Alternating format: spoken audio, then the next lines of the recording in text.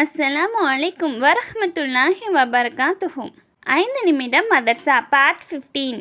வீடியோக்குள்ளே போகிறதுக்கு முன்னாடி என் சேனலை சப்ஸ்கிரைப் பண்ணாதவங்க சப்ஸ்கிரைப் பண்ணுங்கள். அதே மாதிரி என் வீடியோவுக்கு லைக் போடுங்க. இஸ்லாமிய வரலாறு. சாலிஹ் அலைஹிஸ்ஸலாம் அவர்களின் அழைப்பு. சாலிஹ் அலைஹிஸ்ஸலாம் அவர்கள் ஹூத் அலைஹிஸ்ஸலாம் அவர்களுக்கு 100 ஆண்டுகளுக்கு பிறகு பிறந்தார்கள். புனித குர்ஆனில் 8 இடங்களில் இவர்களை பற்றி குறிப்பிடப்பட்டுள்ளன. அல்லாஹு தாலா இவர்களை சமூக கூட்டத்தாருக்கு தூதராக அனுப்பினான். இக்கூட்டத்தார் தமது குலப்பெருமை மற்றும் இணை வைத்தல், சிலை வழிபாடு ஆகியவற்றில் அகந்தை கொண்டிருந்தனர். சாலிஹ் அலைஹிஸ்ஸலாம் அம்மக்களிடம் சென்று, நீங்கள் அல்லாஹ்வை மட்டுமே வணங்குங்கள், வணங்குவதற்குரியவன் அவனை தவிர வேறில்லை என அறிவுறுத்தினார்கள். இதை கேட்ட அம்மக்கள் வெறுப்படைந்தார்கள். நீர் உண்மையாக இறை தூதராக இருந்தால் மலையிலிருந்து சினை ஒட்டகத்தை வெளிப்படுத்தி காட்டும் என வாதிட்டனர். சாலிஹ் அலைஹிஸ்ஸலாம் அவர்கள் துவா செய்திட அல்லாஹு தாலா கடினமான மலையில் இருந்து ஒரு பெண் ஒட்டகத்தை தோன்ற செய்தான். தங்களின் எண்ணப்படியே தங்களின் கண் முன்னே நடந்தேறிய அற்புதத்தை கண்டும் அந்த மூட சமுதாயம் ஏற்க மறுத்தனர். மேலும் இறை மறுப்பின் உச்சத்திற்கே சென்று அந்த ஒட்டகத்தை கொன்றுவிட்டனர். அது மட்டுமின்றி இறை தூதரான சாலிஹ் அலைஹிஸ்ஸலாம் அவர்களையும் கொலை செய்ய திட்டமிட்டனர். இந்த அநியாயத்தினால் கோபமடைந்த அல்லாஹ் 3 நாட்களுக்கு பிறகு ஒரு பலமான சப்தம் மற்றும் நிலநடுக்கத்தால் அந்த சமுதாயத்தை அழித்தான். அதன் பிறகு சாலிஹ் அலைஹிஸ்ஸலாம் அவர்கள் ஈமான் கொண்டோரை அழைத்து கொண்டு பாலஸ்தீன் நாட்டுக்கு ஹிஜ்ரத் செய்தார்கள். சாலிஹ் அலைஹிஸ்ஸலாம் வாழ்க்கை வரலாற்றை பற்றி நம்ம சேனலில் ஏற்கனவே அப்லோட் பண்ணியிருக்கேன். விருப்பம் இருக்கவங்க போய் பாருங்கள். அல்லாஹ்வின் ஆற்றல். வானம் பூமியை 6 நாட்களில் படைத்தான்.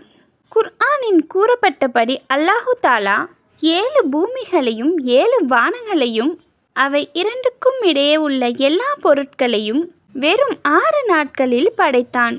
இவ்வளவு பெரிய வேளையில் அவனுக்கு எந்தவித களைப்போ அசதியோ ஏற்படவில்லை. விஞ்ஞானம் வளர்ந்துள்ள இன்றைய நவீன காலத்தில் பெரும் பெரும் எந்திரங்களின் உதவியால் ஒரு கட்டடத்தை கட்டி முடிக்கவே பல வருடங்கள் ஆகின்றன. அந்த கட்டட பணியில் பெரும் திறமை வாய்ந்த பொறியாளர்கள், நூற்றுக்கணக்கான தொழிலாளர்கள் ஈடுபடுகின்றனர். ஆனால் அல்லாஹ் ஒருவனே 7 பூமியையும் 7 வானங்களையும் அவற்றுக்கு இடையே உள்ள மற்ற எல்லா படைப்பினங்களையும் 6 நாட்களில் படைத்து அவனது ஆற்றலை வெளிப்படுத்தியுள்ளான். ஒரு பரலை பற்றி. அல்லாஹ் மீண்டும் உயிர்ப்பிப்பான். குர்ஆனில் அல்லாஹு தாலா கூறுகிறான், அல்லாஹ் தான் உங்களை படைத்தான், பின் அவனே உங்களுக்கு உணவளித்தான், பின்னர் அவனே உங்களை மரணிக்க செய்கிறான், பின்னர் அவனே உங்களை உயிர்ப்பிப்பான். மரணத்துக்கு பின் அல்லாஹ் எல்லோரையும் மீண்டும் உயிர்ப்பிப்பான் என நம்புவது ஃபரலாகும். ஒரு சுன்னத்தை பற்றி. நபிகளார் சலாம் கூறும் முறை.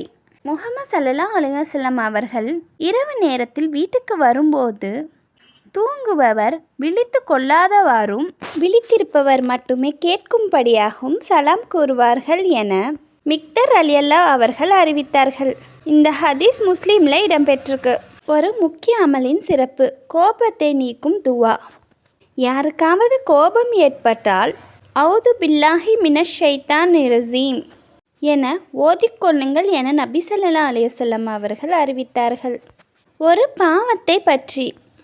உறவை துண்டிப்பவன் சுவனம் போக மாட்டான், உறவுகளை துண்டிப்பவன் சுவனம் போக மாட்டான் என நபி ஸல்லல்லாஹு அலைஹி வஸல்லம் அவர்கள் கூறினார்கள். உலகத்தை பற்றி.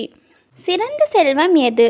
தினசரி சூரியன் உதயமாகும்போது அதனின் இரு பக்கமும் 2 வானவர்கள் அறிவிப்பதாவது, மக்களே, அல்லாஹ்வின் பக்கம் கவனம் செலுத்துங்கள், அல்லாஹ்வை மறக்கடிக்க செய்யும் அதிக செல்வத்தை விட போதுமான அளவு குறைவான செல்வமே சிறந்ததாகும் என அறிவிப்பதாக நபி ஸல்லல்லாஹு அலைஹி வஸல்லம் அவர்கள் கூறினார்கள். மறுமையை பற்றி. நரகவாசிகளின் ஆவல். குர்ஆனில் அல்லாஹு தாலா கூறுகிறான், இந்த பாவிகள் வானவர்களை காணும் நாளில் அக்குற்றவாளிகளுக்கு நற்செய்தி எதுவும் அன்றைய தினம் இருக்காது.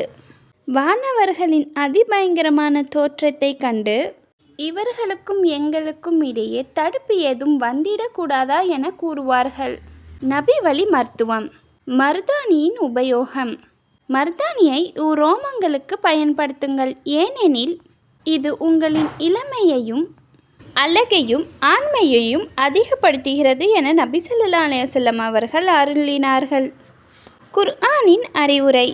குர்ஆனில் அல்லாஹு தஆலா கூறுகிறான், குஃப்ர் ஷிர்க் செய்து தங்கள் மீது அளவு கடந்த பாவங்களை செய்து வரம்பு மீறிவிட்ட என் அடியார்களே, அல்லாஹ்வுடைய அருளை பற்றி நம்பிக்கை இழக்க வேண்டாம். அறிந்து கொள்ளுங்கள், இஸ்லாமின் காரணமாக அல்லாஹ் நிச்சயமாக பாவங்கள் அனைத்தையும் மன்னிப்பான். நிச்சயமாக அவன் மிக்க மன்னிப்பவன், மிக்க கருணையாளன்.